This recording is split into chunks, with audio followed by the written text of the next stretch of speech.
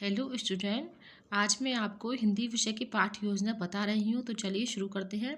सबसे पहले कक्षा, विषय, विधा, दिनांक, कालांश, प्रकरण है हमारा हम पंक्षी उन्मुक्त गगन के। विधा में आ जाएगा पद्य। अब आगे देखते हैं हम इस प्रकार से फॉर्मेट बना लेंगे। उद्देश्य, अपेक्षित व्यवहारगत परिवर्तन। उद्देश्य में फर्स्ट है हमारा ज्ञानात्मक भाषा तत्वों का ज्ञान। विद्यार्थी हम पंक्षी उन्मुक्त गगन की से संबंधित भाषा तत्वों का प्रत्यास्मरण व प्रत्याभिज्ञान कर सकेंगे। दूसरा है विषय वस्तु का ज्ञान। विद्यार्थी हम पक्षी उन्मुक्त गगन के की विषय वस्तु के बारे में जान सकेंगे। विद्यार्थी प्रश्नों के संभावित उत्तर दे सकेंगे। फिर दूसरा है अर्थग्रहण। अर्थग्रहण में फर्स्ट है सुनकर। विद्यार्थी पदों को सुनकर अर्थग्रहण कर सकेंगे। विद्यार्थी सुनने में शिष्टाचार का पालन कर सकेंगे। फिर है पढ़कर। विद्यार्थी पदों को पढ़कर अर्थग्रहण कर सकेंगे। विद्यार्थी मूल भाव व केंद्रीय भाव समझ सकेंगे। फिर तीसरा है अभिव्यक्ति। अभिव्यक्ति में फर्स्ट है मौखिक। विद्यार्थी सुश्रव्य वाणी में बोल सकेंगे। विद्यार्थी लेखन में व्याकरण सम्मत भाषा का प्रयोग कर सकेंगे। फिर चौथा है योग्यता।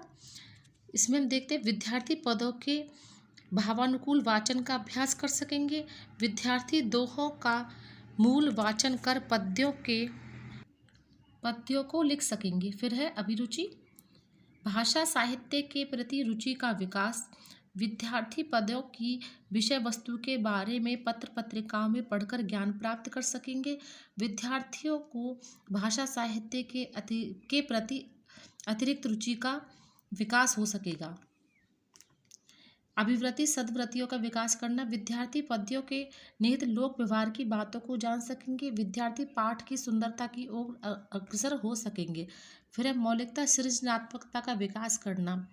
विद्यार्थी हम पंक्षी उन्मुक्त गगन से संबंधित कविताओं का सृजन कर सकेंगे। विद्यार्थी कवियों के पदों से सीख लेकर नए पद का सृजन कर सकेंगे। फिर है पूर्व ज्ञान। छात्र पक्षियों के बारे में सामान्य जानकारी रखते हैं। सहायक सामग्री में हम देखते हैं झाड़न, लपेट फलक, चौक चार्ट, संकेतक इत्यादि। अब आगे हम देखते हैं प्रस्तावना। प्रस्तावना में हम इस प्रकार से फॉर्मेट बना लेंगे। छात्र अध्यापिका क्रिया, छात्र क्रिया। छात्र अध्यापिका क्रिया में हम सबसे पहले देते हैं पहला प्रश्न, हम किस देश में निवास करते हैं? भारत देश में। भारत की राष्ट्रभाषा कौन सी है? हिंदी राष्ट्रभाषा है। हिंदी में कौन कौन सी विधाएं हैं? गद्य, पद्य, व्याकरण आदि। पद्य की प्रगतिशील कवि कौन कौन से हैं? शिव मंगल सिंह सुमन, भवानी प्रसाद मिश्र आदि। शिव मंगल सिंह सुमन की स्वतंत्रता से संबंधित कविता बताइए। ये हो जाएगा समस्यात्मक। आगे हम देखते हैं उद्देश्य कथन। आज हम पंक्षी उन्मुक्त गगन के कविता के बारे में विस्तार से अध्ययन करेंगे। अब आगे देखिए इस प्रकार से हम फॉर्मेट बना लेंगे। शिक्षण बिंदु, छात्र अध्यापिका क्रिया, छात्र क्रिया, कौशल, सहायक सामग्री और शामपट्ट सार। अब सबसे पहले हम देखते हैं शिक्षण बिंदु फर्स्ट आदर्श वाचन। छात्र अध्यापिका विद्यार्थियों के सम्मुख यति गति पूर्वक आरोह अवरोह व विराम चिन्हों के अनुसार सस्वर वाचन करेगी। छात्र क्रिया में देखते हैं विद्यार्थी ध्यान पूर्वक सुनेंगे। कौशल है पठन कौशल और सहायक सामग्री में इस प्रकार से हम पंछियों के चित्र लगा देंगे। फिर है अनुकरण पाठ। छात्रा अध्यापिका विद्यार्थियों को अनुकरण वाचन करने का निर्देश देगी तथा स्वयं ध्यान पूर्वक सुनेगी। छात्र क्या हम देखिए विद्यार्थी ध्यान पूर्वक सुनेंगे। फिर है अशुद्धि संशोधन। छात्र अध्यापिका विद्यार्थियों द्वारा अनुकरण वाचन के समय की गई अशुद्धियों का अन्य विद्यार्थियों की सहायता से संशोधन करवाएगी। फिर हम देखते हैं छात्र क्रिया में विद्यार्थी छात्र अध्यापिका के निर्देशानुसार अशुद्धि संशोधन करेंगे। अब आगे हम देखते हैं आत्मीकरण। छात्र अध्यापिका कठिन शब्दों के अर्थ श्याम पट्ट पर लिखेगी। विद्यार्थी कठिन शब्दों के अर्थ अपनी अपनी पुस्तिका में लिखेंगे।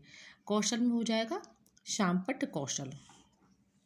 फिर इस प्रकार से हम चार्ट लगा देंगे। चार्ट में हम शब्द और अर्थ ये कॉलम बनाएंगे। शब्द पिंजराबद्ध, अर्थ है पिंजरे में बंद। कटुक यानी कड़वी। पुलकित कोमल श्रृंखला जंजीर। फुनगी कोमल पत्ते। तारक तारों वाले। नीड़ यानी घोंसला।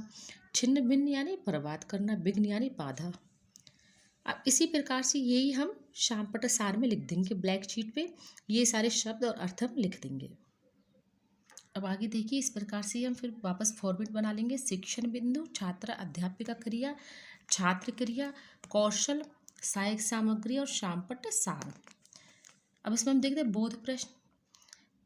पक्षी कैसे जीना पसंद करते हैं? छात्र क्रिया में लिखेंगे आज़ादी के साथ। पक्षी कहाँ उड़ना चाहते हैं? छात्र क्रिया में लिखेंगे खुले आसमान में। पक्षी कैसा पानी पीना चाहते हैं? बहता पानी या बहता जल। कौशल में हो जाएगा प्रश्नोत्तर। फिर है सैस्वर, पुनः सैस्वर वाचन। छात्रा अध्यापिका मूल कविता का पुनः सैस्वर वाचन करेगी। छात्र क्रिया में लिखेंगे विद्यार्थी ध्यान पूर्वक सुनेंगे। पठन कौशल। सौंदर्य अनुभूति प्रश्न। सौंदर्य अनुभूति प्रश्न में तरु का पर्यायवाची बताइए। तरु यानी पेड़ के पर्यायवाची। पक्षी कैसे दिखाई दे रहे थे? पक्षी क्षितिज किसका प्रतीक है? फिर इसमें यही प्रश्नोत्तर कौशल हो जाएगा। फिर हम देखते हैं आगे व्याख्या। कवि कहना चाहते हैं कि पक्षियों को अपनी स्वतंत्रता में किसी भी प्रकार की रुकावट पसंद नहीं है, वे स्वतंत्र रहना चाहते हैं। अब आगे हम देखते हैं संभावी पद। छात्र अध्यापिका संभावी पद चार्ट द्वारा प्रस्तुत करेगी। फिर आगे हम देखते हैं तुलनात्मक प्रश्न। संभावी पद में किसका वर्णन किया गया? पक्षियों का। मूल कविता में किसका वर्णन किया गया? पक्षियों का। दोनों पदों में क्या समानता है? दोनों में पक्षी हैं। अब आगे हम देखते हैं सैस्वर वाचन। छात्रा अध्यापिका मूल कविता का पुनः सैस्वर वाचन करेगी, विद्यार्थी ध्यानपूर्वक सुनेंगे।